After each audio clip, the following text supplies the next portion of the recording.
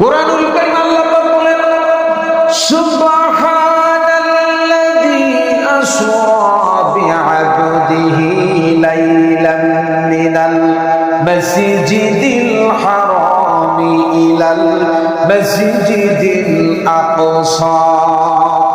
আল্লাহ পাক বলেন বান্দারে মুহাম্মদ সাল্লাল্লাহু আলাইহি ওয়াসাল্লাম আমার শ্রেষ্ঠ বন্ধু নবীজি যেদিন মিরাজ থেকে আসলেন আল্লাহর নবী উম্মতে মুহাম্মাদিনা গোটা দুনিয়ার মানুষগুলোর জন্য 5 ওয়াক্ত নামাজ এনেছেন। বলেন তো কয় ওয়াক্ত?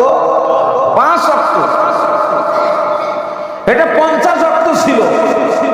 5 ওয়াক্তই পড়া কঠিন, আর যদি 50 হইতো তাহলে কি অবস্থা হইতো? নবীজি বলেছেন